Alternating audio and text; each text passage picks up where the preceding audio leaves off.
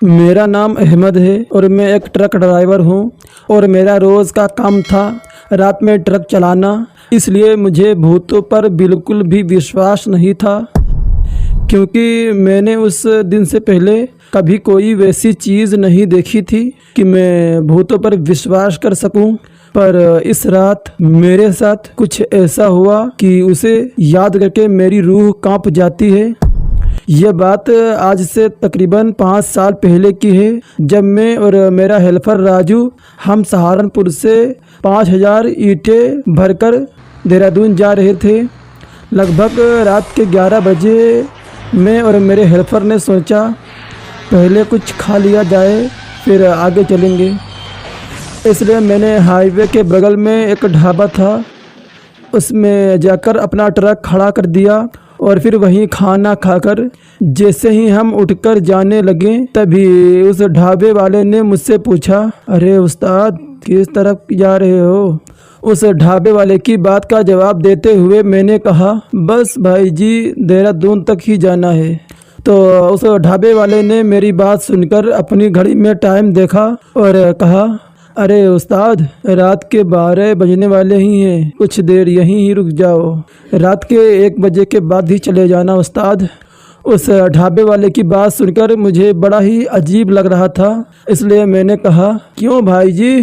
तो मेरी बात का जवाब देते हुए उस ढाबे वाले ने कहा, क्योंकि उस्ताद कोई भी रात के 12 बजे के बाद 1 किलोमीटर आगे जो बड़ा सा बरगद का पेड़ है उसे पार नहीं कर सकता, और उस बरगद के पेड़ से 1 किलोमीटर आगे एक और बरगद का पेड़ है और वहां से भी कोई उस बरगद के पेड़ को पार नहीं कर सकता। मैं वहां खड़े खड़े उस ढाबे वाले की सारी बात सुनने के बाद मैंने कहा, अरे नहीं भाई जी मैं नहीं रुक सकता, मुझे ये ईंटें जल्दी ही देहरादून पहुंचानी है, और वैसे भी मुझे इन सब बातों पर बिल्कुल भी विश्वास नहीं है। मैं इतना बोलकर ट्रक की ओर जाने ही वाला था तो उस ढाबे वाले ने मुझे एक बार और कहा, उस्ताद तुम जा तो रहे हो पर उस बरगद के पेड़ को पार नहीं कर सकते। मैंने भी उसको जवाब देते हुए कहा, चलो देख लेंगे। फिर इतना बोलकर मैं अपने ट्रक में अपने हेल्पर के साथ आकर बैठ गया और मैंने अपना ट्रक स्टार्ट किया और चल दिया देहरादून की ओर। मैं अभी ढाबे से लगभग आधा किलोमीटर ही दूर गया होगा कि तभी मैंने देखा कि आगे पुलिस ने रास्ता बंद कर रखा हुआ है। मैं थोड़ा और आगे गया और अपने ट्रक का शीशा नीचे करके बोला, अरे क्या हुआ सर जी, रास्ता क्यों बंद करा हुआ है?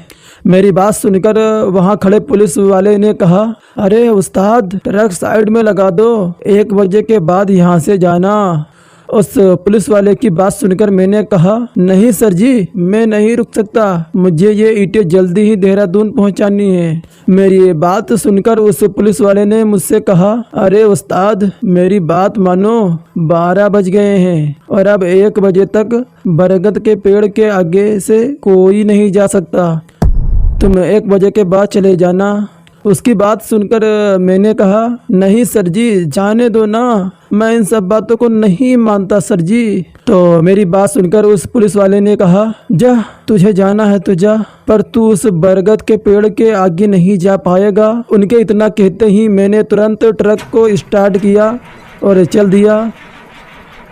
तभी मेरे हेल्पर राजू ने मुझसे कहा, अरे उस्ताद 1 ही घंटे की तो बात है, रुक जाते हैं ना। और देखो उस्ताद हमारे न तो आगे से न ही कोई पीछे से गाड़ी आ रही है। राजू की बात सुनकर मैंने भी जब आगे पीछे देखा तो पूरी सड़क खाली पड़ी हुई थी। मैं लगभग 20 सालों से ट्रक चला रहा हूँ, पर मैंने अभी तक कभी भी ऐसा पूरा हाईवे खाली नहीं देखा था जैसे आज था। अब तो मुझे भी लगने लगा था कि मुझे वहाँ रुक जाना चाहिए था, पर अब मैं रुक भी नहीं सकता था, क्योंकि मेरा साथ जो मेरा हेल्पर राजू था वो मैं नहीं चाहता था कि उसे ये पता चले कि मैं डरने लगा हूँ। और मैं लगातार ट्रक को चलाए जा रहा था, तभी एकदम से सब उल्टा हो गया और मेरा सर सीधा ट्रक की छत पर लगा। बाहर का नज़ारा भी उल्टा दिख रहा था। मुझे कुछ समझ में नहीं आ रहा था कि ये क्या हुआ।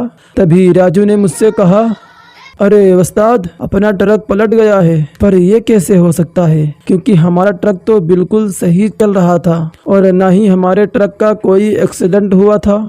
यही सब सोचते हुए मैं और राजू किसी तरह ट्रक से बाहर निकले तो हमारी आंखें फटी की फटी ही रह गईं। मुझे तो अपनी आंखों पर विश्वास ही नहीं हो रहा था, क्योंकि हमारा ट्रक बिल्कुल उल्टा हुआ रखा था और ऐसा लग रहा था जैसे किसी ने हमारे ट्रक को उठाकर उल्टा करके रख दिया हो, क्योंकि हमारे ट्रक में जो ईंटें लोड थी वो भी बिल्कुल वैसे रखी हुई थी और ना ही हमारी ट्रक में कोई निशान आया था।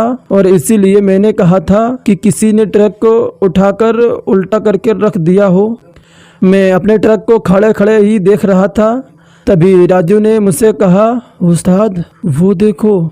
जिस ओर राजू ने देखने को बोला था, मैंने जैसे ही उस तरफ देखा तो मुझे समझ में आ गया कि वो सब हमें रुकने के लिए क्यों बोल रहे थे, क्योंकि मैंने देखा हमारा ट्रक कहीं और नहीं बल्कि उसी बरगद के पेड़ के सामने पलटा हुआ था।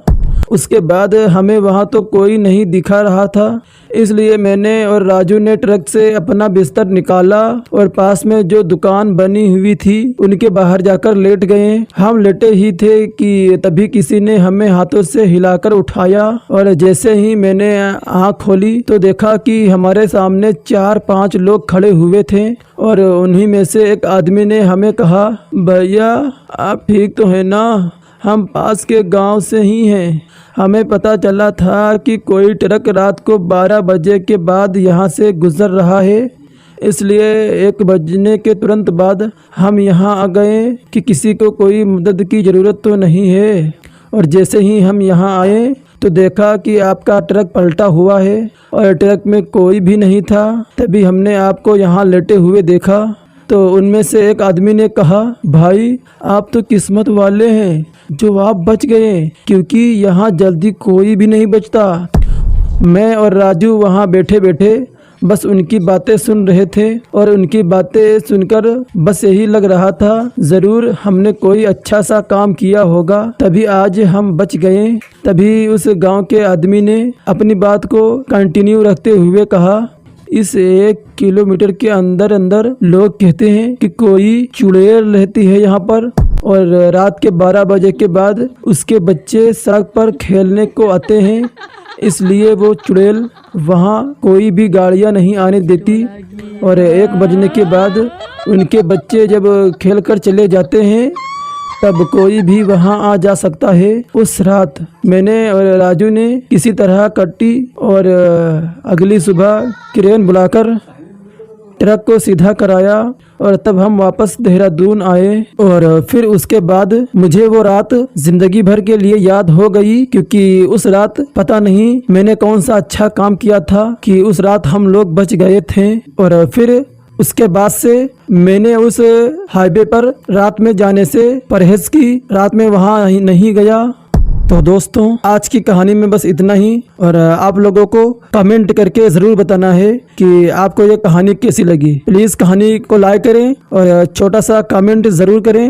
और अगर अभी तक आप लोगों ने हमारे चैनल को सब्सक्राइब नहीं किया है तो प्लीज़ हमारे चैनल को सब्सक्राइब करें। दोस्तों यार मैं आपके लिए बहुत मेहनत करता हूँ, एक से डरावनी कहानियाँ सुनाता हूँ जिसमें आप लोगों को सच में डर होने का एहसास भी पैदा होता है। तो यार मेरी मेहनत को देखते हुए प्लीज़ वीडियो को लाइक कर दिया करें और चैनल को सब्सक्राइब भी कर दें। और इसी तरह की डरावनी कहानियाँ सुनने के लिए मैं फिर हाजिर होऊंगा एक और नई वीडियो में। तब तक के लिए bye bye and take care.